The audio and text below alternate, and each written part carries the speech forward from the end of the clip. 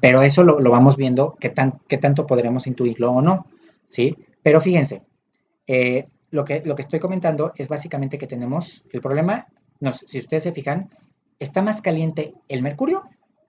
No, a pesar de que subió su temperatura 105 grados, se calentó menos que el agua que subió su temperatura solamente 15 grados. Entonces, ¿cuál fue la gran aportación de Sadi Carnot? ¿Sí saben cuál fue la gran aportación? Porque dijimos que la aportación de el gran Newton fue descubrir que la luna se estaba cayendo. Uh-huh. La aportación de Ignaz Semmelweis fue descubrir, y es un gran héroe de la ciencia, que la asepsia era necesaria, o sea, que era importante lavarse las manos. Ahora, yo les quiero preguntar, ¿ustedes alguna vez en su vida, seguramente que sí, han visto el ciclo de Carnot? Por ahí. Y entendieron, fue así como cuando yo les dije, la luna se está cayendo, y entendieron, dijeron, wow, este señor, o sea, wow, lo que hizo fue, wow, ¿no? ¿No les pasó así cuando vieron Ciclo de Carnot? ¿O les pasó lo que a la mayoría de la gente, que cuando ves Ciclo de Carnot dices, ¿y eso qué? O sea, ¿y eso qué? Porque aparte es un proceso ideal que no tiene una aplicación real en la naturaleza. ¿Cuál fue la verdadera aportación de Carnot?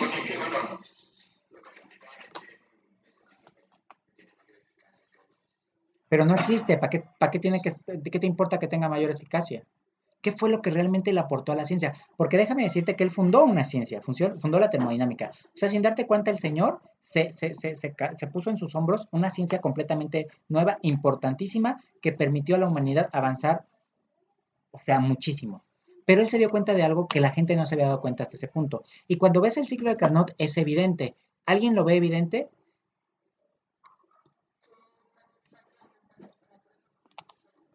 Muy bien, 2 puntos extra. ¿Sí? O sea, él fue lo que se dio cuenta, es lo que él percibió al estudiar o al proponer este experimento mental. Si ustedes se fijan, tenemos cuatro puntos, ¿sale? Tenemos una compresión isotérmica, es decir, nosotros vamos a meter una sustancia, ¿sale? Imagínense un pistón, y de hecho es ideal porque dentro del pistón hay un gas ideal. Un gas ideal es un gas que no condensa, que no cambia de fase, por ejemplo, que todas sus moléculas tienen, pues ocupan todo el espacio de manera, tiene ciertas consideraciones del gas ideal, por lo tanto no existe, porque todos los gases condensan, todos tienen ciertas características, pero bueno, es un gas ideal. El ciclo de Carnot básicamente nos dice que yo tengo una sustancia, ¿sale? Caliente, ¿sí? Caliente. Una cosa es caliente y otra cosa es a alta temperatura. Yo tengo una sustancia caliente. Esta sustancia caliente le vamos a remover el calor y el calor va a ir de un reservorio, bueno, de la sustancia que tenga mayor temperatura o al menos igual, ¿sale? Podrá fluir, podrá equilibrarse, pero la fuerza impulsora es la temperatura. Vamos a hacer que migre el calor, vamos a enfriar. Ese proceso Carnot le llamó compresión isotérmica. Es decir, vamos a, ¿cómo se llama? A enfriar a temperatura constante. Ayer en la clase, si se acuerdan, yo les había comentado que si alguna vez habían hecho un proceso de enfriamiento a temperatura constante, y sí, lo hacemos todo el tiempo, cuando evaporamos el agua de nuestro sudor, nos estamos enfriando y tratamos de mantener la temperatura constante. Es decir, un cambio de fase, por ejemplo, que no entra dentro de Carnot, porque en Carnot no hay cambios de fase porque es un gas ideal, pero un cambio de fase, por ejemplo, si ustedes están evaporando, ustedes van a tener que darle calor a la sustancia. Si ustedes están condensando, la sustancia tiene que ceder calor al entorno. Entonces yo puedo enfriar una sustancia al condensarla sin cambio de temperatura en la sustancia. ¿Estamos de acuerdo? Aquí, para que esto suceda, la temperatura de baja pues tendrá que ser más baja que la que tenemos aquí para que haya un flujo de calor, porque acuérdense que la segunda ley de la termodinámica nos habla de varias cosas, pero sobre todo la dirección de calor. Y ya sabemos, con base en las operaciones unitarias que hemos estudiado, la transferencia de calor, su fuerza impulsora es la diferencia de temperaturas. Así que el calor siempre va del objeto de mayor a menor temperatura, no del más caliente al más frío. No se confundan. Normalmente podría pasar. Fíjense aquí, si yo regreso acá, ¿qué calentaría qué? El agua que está, si yo pongo en contacto el mercurio a 130 con el agua a 40, ¿quién calentaría a quién?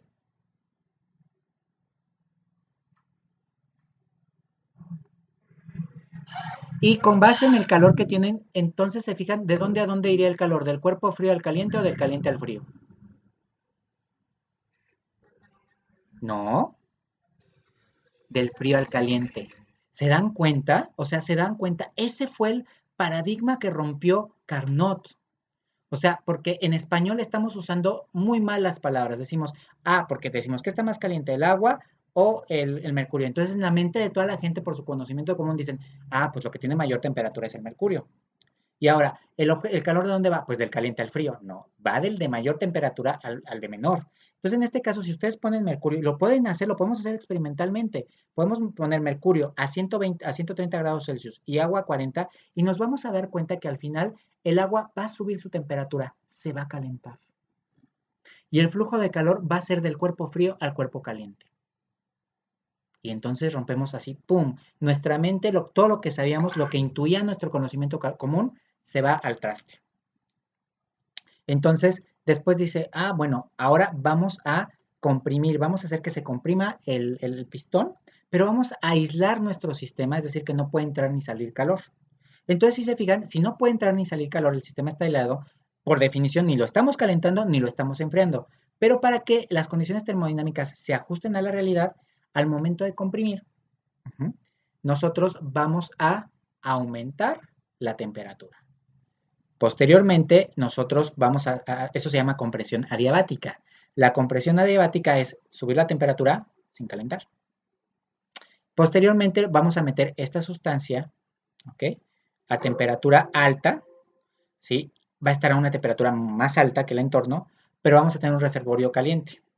Entonces, ese reservorio caliente va a migrar el calor, ¿sale? ¿Sí? Del de mayor a menor temperatura. ¿Están de acuerdo?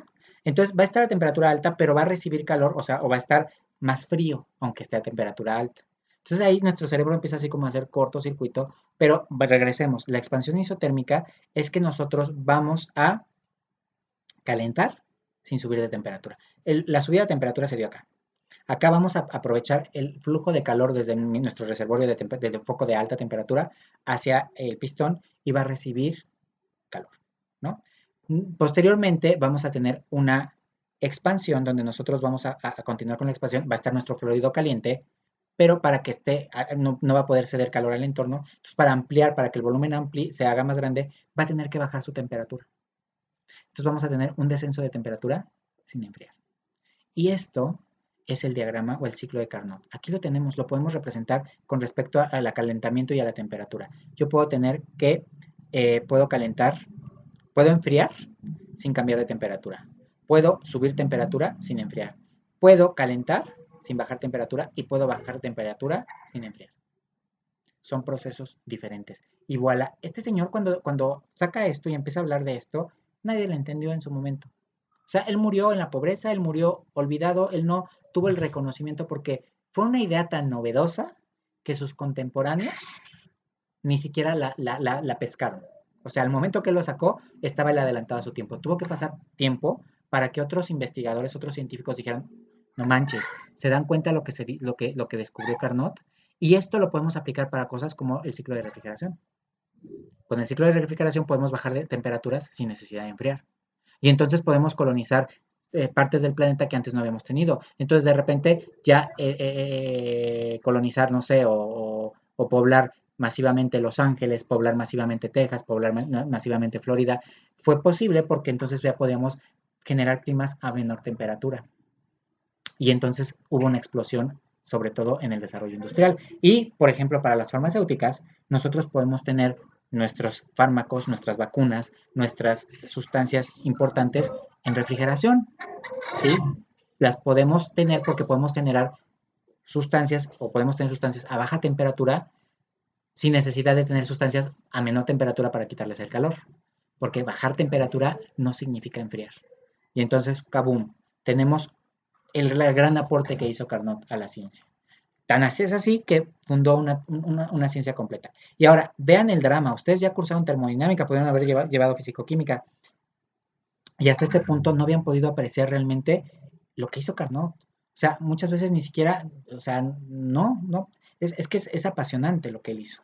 Entonces, Tenemos que entender, tenemos que romper paradigmas, sobre todo paradigmas que están fundados en conocimiento común, porque hay paradigmas científicos también y hay paradigmas útiles que nos pueden servir para nuestra vida. Pero si son paradigmas que no están sirviendo, que son de conocimiento común y que van a afectar nuestro desarrollo profesional, los rompemos ya, ayer se rompe. ¿Ok? Entonces, aquí tenemos que el CP del agua, fíjense, también lo podemos tener en referencia a las calorías y de ahí viene una caloría gramo Kelvin o una caloría grado Celsius. Aquí el Kelvin y el grado Celsius están representando un incremento de temperatura, no están representando una temperatura global, puntual.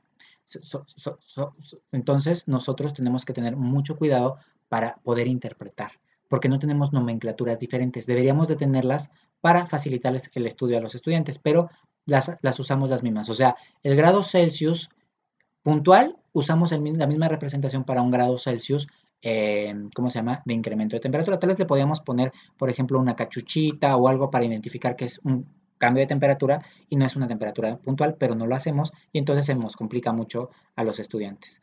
Igual tenemos un BTU, de ahí viene la British Thermal Units, que es pues la unidad de energía del sistema inglés, que el sistema inglés básicamente está fundado en la cuestión, en el concepto termodinámico de energía, no en el mecánico. Porque nosotros tenemos uno mecánico que es el joules y uno térmico que es caloría, ¿sale?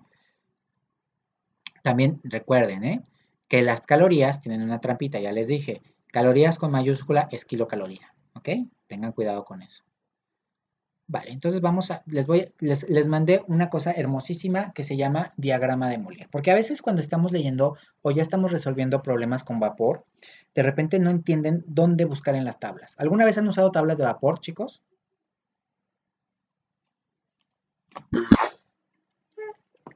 Vamos a usar aquí. No, mándeme. ¿Qué? Es que no oí tu pregunta. Bueno, en el grupo de WhatsApp les mandé algo que se llama diagrama de Molière. Y les mandé las tablas de vapor. Estas tablas de vapor que ustedes ven aquí son un montón, un cúmulo de números. Ujú. Y pues tenemos el cúmulo de números y a su vez pues tenemos otras tablitas más abajo que es vapor sobrecalentado a diferentes presiones, bla, bla, bla. Bueno, si yo me pusiera a graficar todo esto, hacer gráfica por gráfica, o sea, poner la temperatura con respecto a la presión, con respecto a la entalpía, empezaría yo a graficar todo, a la final obtendría un diagrama de Molière. Esto se llama diagrama de Molière, que son los valores termodinámicos graficados en una gráfica. Para este caso estamos hablando de agua. Muchas sustancias tienen sus propios diagramas de sus tablas de vapor. Por ejemplo, si están estudiando refrigeración, hay tablas para freón tal, o sea, hay diferentes gases de refrigeración y también tienen sus propios diagramas de Molière. Este diagrama es el diagrama de Molière de agua. O sea, si tú te pusieras a graficar todo los datos de las tablas que les mandé, se vería así, en un diagrama de Molière. Se los presento. Entonces vamos presentándonos para que vayan entendiendo. Vamos a presentar las líneas. Si se fijan, aquí tienen una jorobita. La jorobita van a ser, de este lado es la línea de líquido saturado y de este lado es la línea de vapor saturado. ¿Alguien me explica si han oído el concepto de vapor saturado o de líquido saturado alguna vez? ¿Qué se les viene a la mente cuando escuchan eso?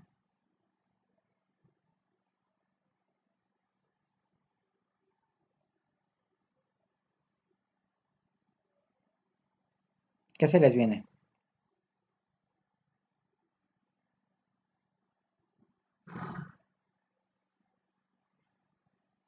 Vapor. Mándeme.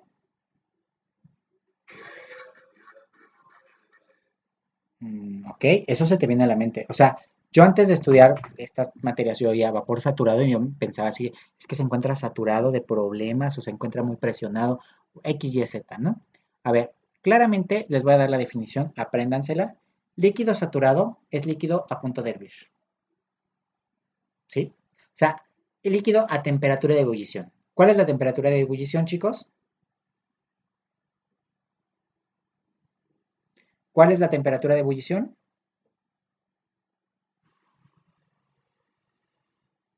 Participación a quien me conteste la temperatura de ebullición.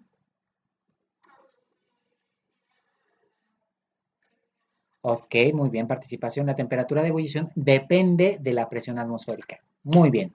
Entonces, no hay una sola temperatura de ebullición. Es más, en las tablas de vapor que les mandé, vamos a ver las condiciones de saturación. ¿Sale? Estas son las condiciones de saturación. Quiere decir que el agua a 0.04 bars, o lo que serían igual 101.000, aquí serían 40.000 pascales. Sí, serían 40.000. 101.000, espérenme, sí, serían 40.000 pascales, hierve a 28 grados Celsius. El agua a 10.000 pascales, no, a 100.000 pascales, no, aquí fue a 4.000, perdón. A 10.000 pascales hierve a 45.81. A 100.000 pascales hierve a 99.63.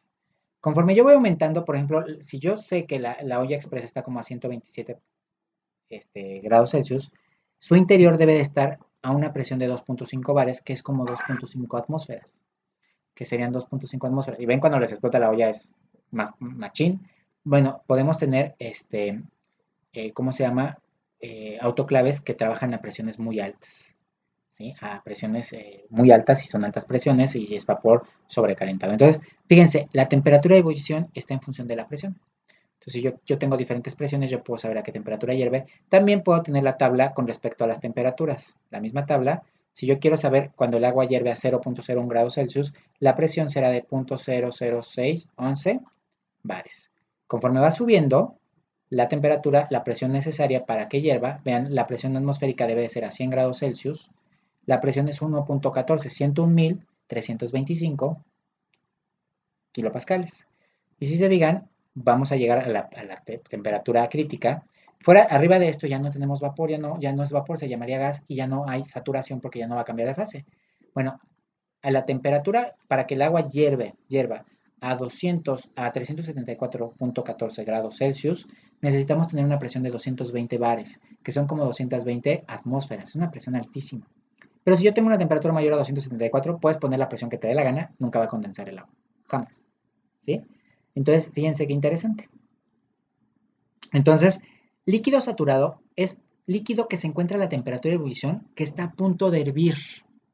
Si es una atmósfera de presión, es líquido a 100 grados. Si es aquí lo tenemos. Si es por ejemplo, a 0.19 bares, el líquido saturado se encontrará a 90 a 60 grados Celsius. O sea que, por ejemplo, yo aquí tengo agua fría. ¿La podré convertir en agua saturada sin necesidad de cambiarle su temperatura? ¿Sí o no, chicos? ¿La podré cambiar cambiando la presión? Yo puedo hacer que esta agua hierva.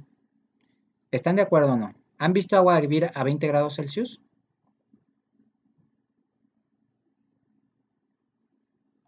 ¿Han visto agua hervir a 20 grados Celsius? ¿Por qué no me contestan, chicos? Ok, y si se fijan, ya terminaron de ver el video, ¿verdad? Si se fijan, o sea, ahí vemos claramente lo importante que es la presión atmosférica, y a veces ni nos damos cuenta de la fuerza que ejerce sobre las superficies. Pero no sé si alguna vez han tenido de esos chupones que se pegan así, que le ponen babita y se pegan. De repente les cuesta mucho trabajo sacarlos porque ahí están sintiendo realmente la presión que ejerce la atmósfera sobre las áreas, ¿no? Sobre las sustancias. Bueno, entonces en esto es interesante. Pregunta, ¿el agua puede hervir y congelarse al mismo tiempo?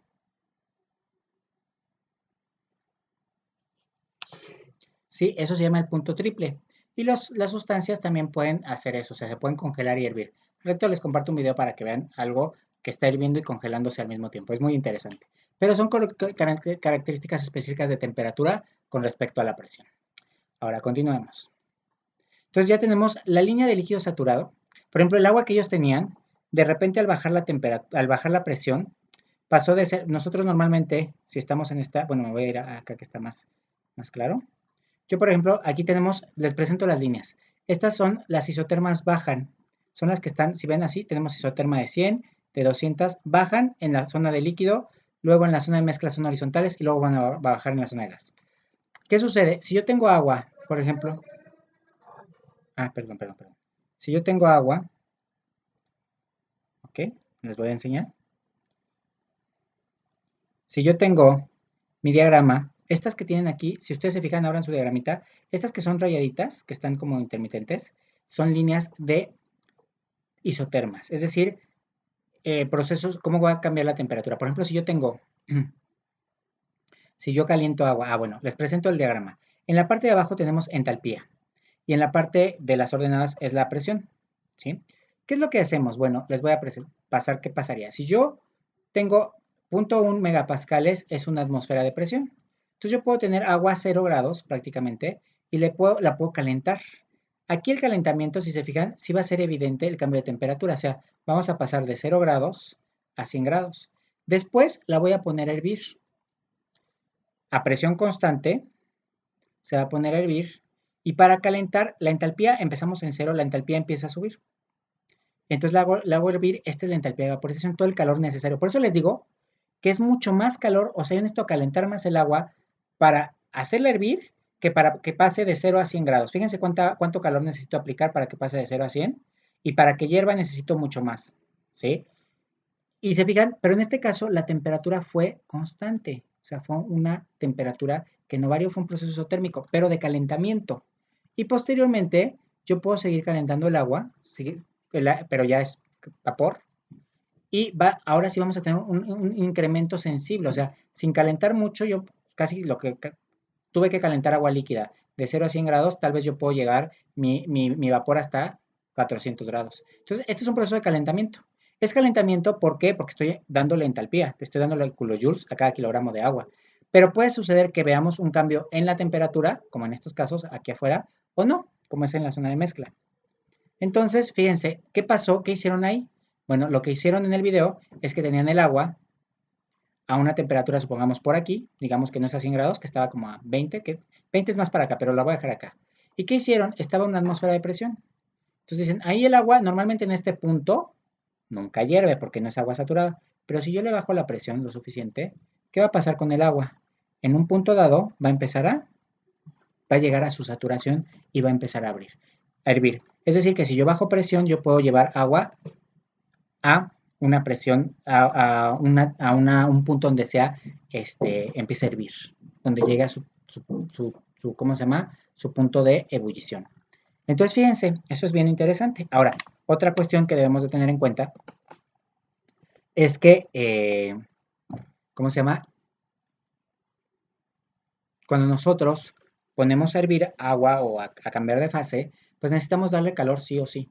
Ya en el momento en que empiece a hervir, pues va a tener que empezar a absorber calor y es más, hasta este señor dijo, se siente frío porque va a empezar a tener que absorber calor del entorno. Para hacer eso, va a bajar su temperatura y va a empezar a chupar calor del entorno. Eso es bien interesante, ¿ok? Entonces, aquí como el agua, en cualquier punto que está acá, no es agua saturada, porque ¿quién la mantiene líquida, chicos? ¿Quién mantiene líquida el agua aquí, en este punto? ¿Quién la mantiene líquida? ¿Quién evita que hierva? Dos participaciones. ¿Quién evita que hierva? La presión, ¿sale? Perfecto. Todos los que contestaron, atmósfera, presión, presión, tienen participación. Evita que hierva la presión. Si ustedes buscan en algún otro tipo o sea, en diferentes tipos de literatura, a veces pueden encontrar que el agua que se encuentra por debajo de su punto de saturación es normal y no está del todo incorrecto, aunque vamos a tratar de evitar ese concepto. A veces le llaman líquido subenfriado. Yo lo he visto en algunos libros, algunos maestros lo siguen manejando así, que es líquido subenfriado, pero estrictamente el término correcto para el agua que tienen así sin hervir en su mano, en su casa, se llama líquido comprimido, porque está comprimido por la presión en su entorno. Eso se llama líquido comprimido. El agua como tal es líquido comprimido desde el punto de vista termodinámico, porque vamos a tener dos tipos de agua, el líquido comprimido y el líquido saturado. Yo no me voy a dar cuenta porque pueden estar a la misma presión y todo. Simplemente sé que el líquido saturado está a punto de hervir y el líquido comprimido no. Es la única diferencia. ¿A qué temperatura? Pues depende de la presión. ¿Podemos tener líquido saturado a 20 grados Celsius? Sí, ya lo vimos en el video. ¿Podemos tener líquido saturado, líquido comprimido a 200 grados Celsius? Sí. Puede estar el líquido saturado, aquí tenemos 200 grados, puede ser líquido comprimido por acá y existe esa temperatura. Por eso en Olla Express hierve a mayor temperatura porque está más comprimido de lo que lo comprimiría la atmósfera. Luego, esta parte que está aquí adentro es la zona de mezcla. Y si ven aquí ustedes una serie de líneas, son la calidad de vapor, es decir, qué tanto vapor estamos cambiando. Aquí no nos va a interesar tanto, ¿no? Aquí en esta materia nos interesa saber dónde nos encontramos. Si en líquido comprimido, en líquido saturado o en vapor saturado, ya una vez que evaporé, aquí me dicen, voy evaporando el 10%, el 20, 30, 40, 50, ya que evaporé el 100%, tengo puro vapor a punto de condensar. El vapor a punto de condensar se llama vapor saturado. Y el vapor, ya de este lado, no por encima de su temperatura crítica, se va a llamar vapor sobrecalentado. Si ya superamos la temperatura crítica, es un gas. ¿Están de acuerdo? Nunca va a condensar, al menos que le bajemos la temperatura. Entonces ya aquí tengo las definiciones, un momentito, de cada una de las partes que estoy hablando, ¿no? Líquido comprimido, a veces lo podemos encontrar como subenfriado, ¿sí? Es cualquier líquido que se encuentre por debajo de su temperatura de ebullición. La temperatura de ebullición, en esta materia le vamos a decir saturación. Ebullición es saturación o condensación o temperatura de condensación también es saturación. O sea, cuando esté a punto de condensar o a punto de ebullir, depende de su estado de agregación. Líquido saturado, cualquier líquido que se encuentre a su temperatura de saturación, es decir, a punto de hervir y depende de la presión. Esa temperatura de la presión. El diagrama de Molière, zona de mezcla, veremos algo que se denomina como calidad de vapor, es decir, una mezcla entre líquido hirviendo y vapor recién evaporado. Para nosotros no nos interesa tanto, ¿sí? Luego, vapor saturado que se encuentra, vapor que se encuentra a su temperatura de saturación, es decir, se encuentra a punto de condensar. Vapor sobrecalentado, vapor que se encuentra por encima de su temperatura de ebullición y por debajo de su temperatura crítica. Es importante recordar que la temperatura de saturación varía en función de la temperatura. Es decir, para el caso del agua, a mayor presión, el agua hierve a mayor temperatura, lo cual podemos observar en las tablas de vapor. ¿Okay? La presión la podemos medir en atmósferas, bares, pascales, GIAs, torrs, newton sobre metro cuadrado. Apréndansela. Por eso les puse a colonizar Marte. Ya saben que la atmósfera que quieren alcanzar son aproximadamente 100.000 pascales. Eso es una atmósfera de presión. Es la atmósfera de presión a la tabla, ¿cómo se llama? Al nivel del mar. Ahora, ¿qué está más caliente? ¿Un kilogramo de agua líquida a 100 grados Celsius o un kilogramo de agua gaseosa vapor a 0.1 grados Celsius? Otra vez, chicos, con base en su conocimiento común, ¿qué es lo que esperan que la gente les diga que esté más caliente? ¿El agua a 100 grados o el vapor a 0.1 grados? El agua a 100 grados, pero no, necesitamos más datos, necesitamos ver. Ahora, recuerden que para calcular la entalpía, el CP lo considero constante, pero si ya estamos hablando de fase gaseosa, necesitaría hacer una integral. Para eso son las tablas, ¿ok? Si ustedes se fijan, yo tengo, primero voy a ver, si ustedes multiplican 100, el cambio de temperatura va a ser de 100 grados Celsius. Ahora otro punto importante. Cuando estamos hablando de entalpía desde el punto de vista de procesos termodinámicos reales, industriales, nuestra temperatura de baja o la temperatura que vamos a tomar como referencia, y anótenla por ahí, la temperatura de referencia va a ser 0 grados Celsius. ¿Ok? Es decir, tú dices, bueno, el agua a 0 grados Celsius, pregunta chicos, ¿tiene calor?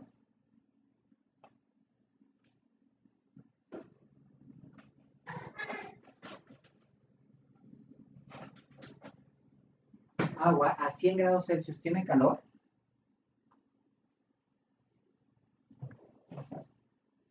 ¿Alguien me quiere contestar? ¿Sí o no? A 0 grados Celsius, agua a 0 grados Celsius, ¿está caliente? ¿Alguien contésteme? Ok, pero entonces, ¿por qué cuando en las tablas de vapor, si nos vamos a las tablas de vapor, chicos, el agua a 0 grados, por aquí lo tenemos, bueno, a casi 0 grados, la entalpía es casi de 0. ¿Esto tiene lógica?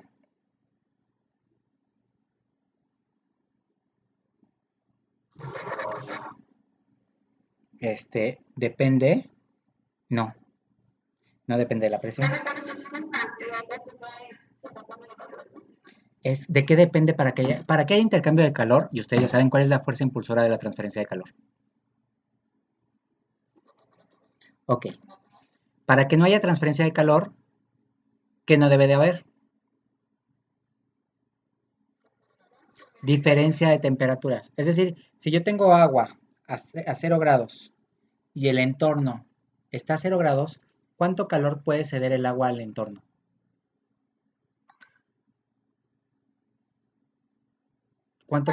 Nada, ¿sale? Pero tú bien sabes, ¿alguna vez han oído de Oimiacón? Ahorita ya están llegando verano Omiacón, entonces no debe de hacer frío. Vamos a revisar el clima de Omiacón. Siempre estoy yo tratando de Oimia, no sé si se escribe así. Yo siempre estoy de curioso viendo qué temperaturas tiene Oimiacón. ¿Sí ubican Oimiacón? Uy, hace un montón de calor, ¿sale? Miren, la mínima, hoy hizo bastante calor, la mínima fue -8. En el domingo esperan tener -21 grados. Evidentemente ya están llegando al verano. Oimiacón es la población más fría del mundo. Oimiacón se encuentra en Rusia, particularmente en Siberia. Tiene una característica bien extraña. Es muy frío, es como si estuviera casi casi en el polo norte. Uh-huh. En invierno, la temperatura mínima registrada, pues yo creo que son como -70 grados, ¿no? O sea, en invierno, su temperatura máxima en el día podrán ser -50, -45 grados Celsius. Es el lugar más frío del mundo habitado, ¿no? Porque la Antártida es más fría. Ahorita ya como están llegando al verano, pues su temperatura máxima es de -1 o de -2. Y la mínima, miren, ya está en partes de 2 grados. Y la mínima hoy fue solo de -8. Para el domingo van a estar a -21, ¿no? Normal, ¿no? Pero ya están en una época caliente. Bueno, Oimiacón significa agua que no se derrite o agua caliente. Oimiacón se pudo fundar en donde existe actualmente porque hay aguas termales. ¿A qué temperatura crees que estén esas bellísimas aguas termales de Oimiacón? Este es Oimiacón. Entonces tú puedes ir a Oimiacón y te van a dar te recibe así como el Santa Claus de allá, y te van a dar un certificado, la temperatura a la que estuviste cuando tú llegaste a Oimiacón. Eso es súper difícil ir, no crean que es así como agarras y vas a Oimiacón, sí, porque sí, ¿sale? En invierno solo cancelan clases cuando llegan a menos de 60 grados Celsius. Una cosa así bien rara. Pero se llama agua que no se derrite. Porque evidentemente, si tú estás 10 meses bajo cero, pues necesitas una fuente de agua para irte a vivir ahí, una fuente de agua líquida. Pues sí, tienen agua y peces, y es que tienen aguas termales. De hecho, tú sacas los peces y se congelan inmediatamente. Pero no es crean que se puedan meter a nadar a esas aguas termales, o sea, no son aguas calientitas que están a 40, 50 grados. En Oimiacón, las aguas termales se encuentran como a 4 o 5 grados Celsius. Evidentemente, para nosotros meternos a esa agua nos va a enfriar. Pero son termales porque si el entorno está a -50, quiere decir que esa agua está muy caliente con respecto al entorno. ¿Están de acuerdo, sí o no? Entonces son aguas termales, pero en Oimiacón las aguas están a 5 grados, pero son termales, ¿sí? Son aguas termales. Eso permite que siempre estén líquidas, aunque para nosotros están a 4 grados, entonces eso está frío, es hipotérmico. Pero entonces, si se fijan, esa agua es caliente con respecto al entorno. Entonces, el agua a 0 grados va a ser agua caliente en unas circunstancias como Oimiacón, ¿sí? Y va a tener una alta entalpía porque va a poder ceder calor al entorno. ¿Están de acuerdo, sí o no? Pero nosotros estamos hablando de una realidad y la entalpía es la energía que puede cederse para un trabajo o para el entorno. Entonces, lo que hacen en estas tablas es considerar que la temperatura del entorno que vamos a trabajar es 0 grados. ¿Por qué? Porque a esa temperatura el agua se solidifica. Entonces vamos a decir siempre nuestra temperatura de referencia, porque si se fijan en este problema, en el que dice aquí arriba, el cambio de entalpía, o sea, que tanto se calentó, fue con una temperatura de 25 grados. Ahora, para yo calcular, por ejemplo, lo que tengo acá abajo, que sería el cambio de temperatura, lo que me están diciendo, ¿qué está más caliente? Agua que se calienta de 0 a 100 grados, porque nos dice agua a 100 grados. La entalpía sería que se calienta de 0 a 100 grados. Entonces, mi temperatura final van a ser 100 grados y mi temperatura inicial de referencia que consideramos son 0 grados. Entonces, si se fijan, la entalpía de eso va a ser 100 por 4.184 sería 418.4, que kilojoules sobre kilogramo.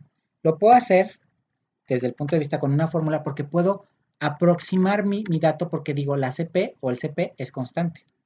Si yo me voy a mi tabla, pues si se fijan es prácticamente lo mismo. Si hay un error porque el CP no es constante, pero básicamente calculo el mismo calor. O sea, aquí lo que me está diciendo la tabla es la cantidad de calor para calentar ya sea agua o vapor de 0 a 100 grados. ¿Están de acuerdo? ¿Do you agree? Ok. Pero para hacerlo en el vapor, pues no puedo hacerlo con la fórmula porque el CP ya cambia mucho. Entonces lo que voy a hacer es buscar el vapor, bueno, la temperatura de 0.01 y ahora me voy a medir la entalpía del vapor.